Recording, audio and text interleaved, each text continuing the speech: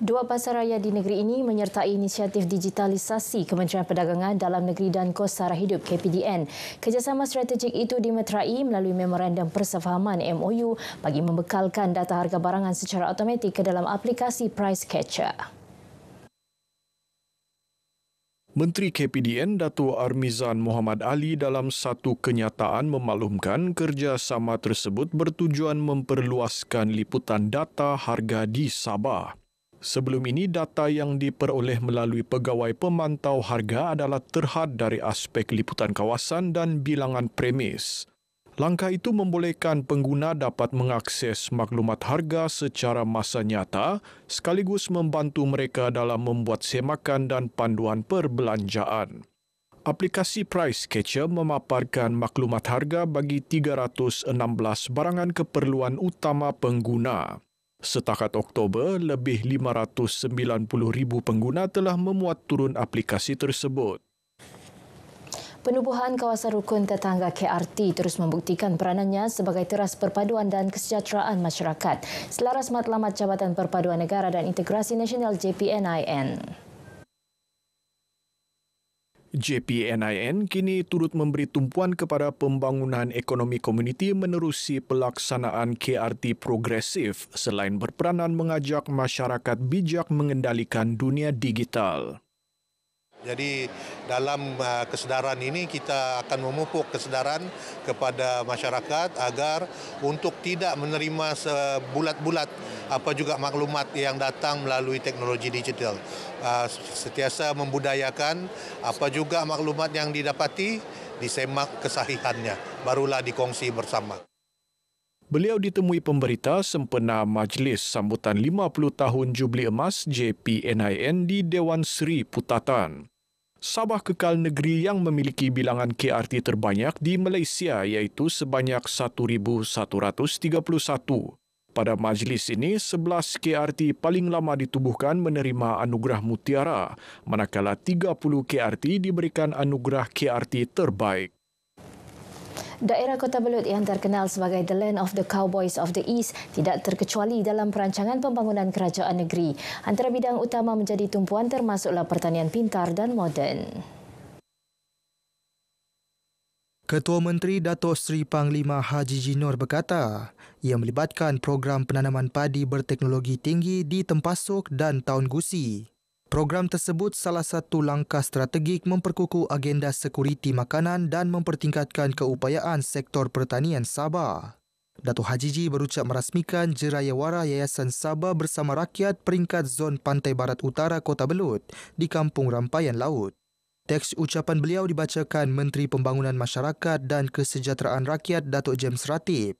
Datuk Haji Ji berkata Kota Belud juga berpotensi dalam pelancongan komuniti dan alam sekitar dari keindahan Sungai Kadamayan dan air terjun Tegudon dan keindahan Gunung Kinabalu dari Kampung Sangkir. Jentera Parti Keadilan Rakyat PKR di Sabah digesa untuk mempergiat usaha turun padang dan mendekati rakyat.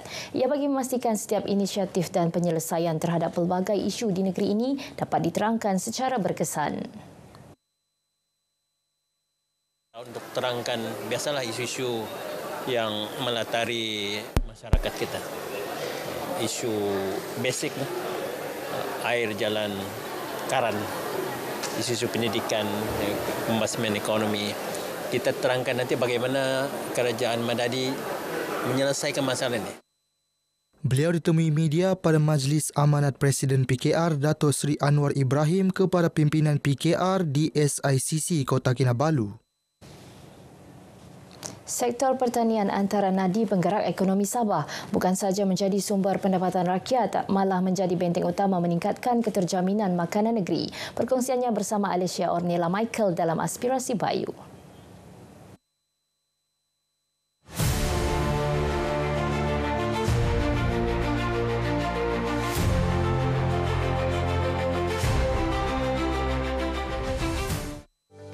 Fokus kita adalah melalui visi sektor agromakanan yang mapan, berdaya tahan dan berteknologi tinggi. Ini bagi memacu industri pertanian dan juga meningkatkan ekonomi negeri serta kesejahteraan rakyat. Tiga teras utama diberi tumpuan oleh Jabatan Pertanian Sabah dalam merealisasikan Hala Tuju Sabah Maju Jaya SMJ. Usaha meningkatkan hasil makanan dapat dilihat melalui perluasan tanah pertanian.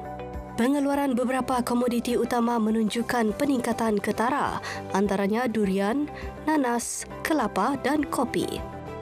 Malah tanaman ini mencapai 100% tahap sara diri hasil produktiviti tempatan. Ladang pengusaha tempatan yang mengamalkan pertanian baik dan organik turut diiktiraf. Kami pergi menjual buah-buahan durian itu, kami akan tunjukkan kami ada CJ MyGap.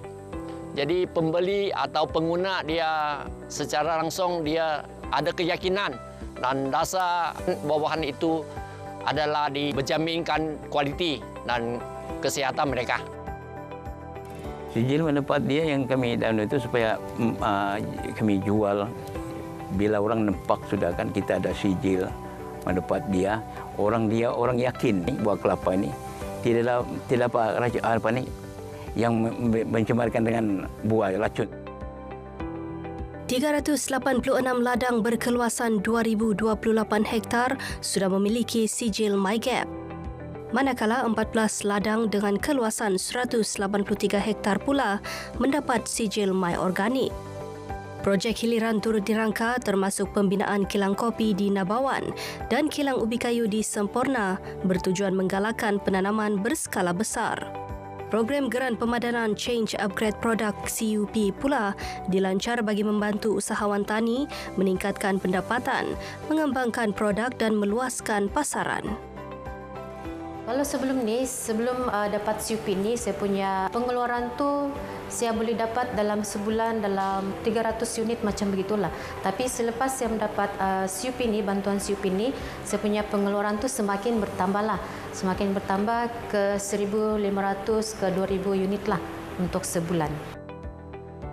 3 pusat latihan pertanian di negeri ini turut diperkasa dengan teknologi moden bagi memenuhi keperluan tenaga kerja sektor tanaman makanan yang mencecah sehingga 20,000 orang. Dalam tempoh 5 tahun ini, lebih 2,000 pelatih dengan kemahiran separamahir dalam teknologi ladang moden berjaya dilahirkan. Usaha berterusan Jabatan Pertanian Sabah bukan sahaja memperkukuh daya saing sektor agromakanan, malah memberi harapan baharu kepada keterjaminan makanan di negeri ini. Dengan sokongan teknologi, latihan berfokus dan kerjasama pelbagai pihak, Sabah kini berada di landasan kukuh menuju masa depan pertanian yang lestari dan berdaya tahan. Alicia Ornella Michael, RTM.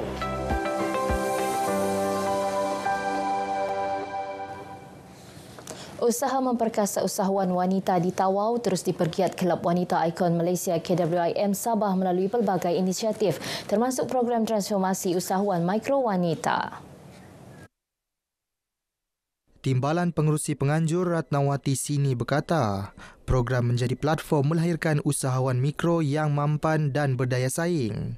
Selain memberi pendedahan kemahiran dan bimbingan bagi membantu mereka berdikari. Jukan usahawan-usahawan kecil yang berada di Tawau.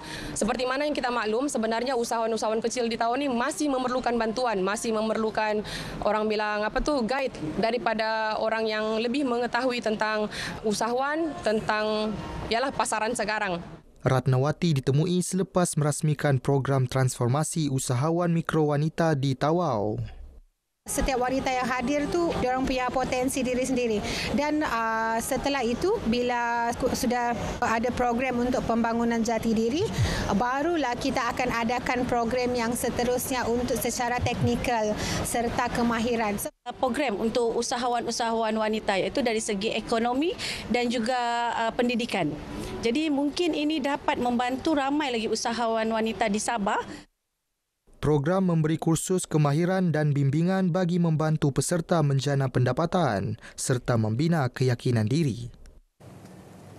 Paparan itu mengakhiri Berita Pagi Sabah kali ini. Menyusul selepas ini Berita Pagi Sarawak bersama Fazril Hisham Afandi. Malaysia Madani, rakyat disantuni.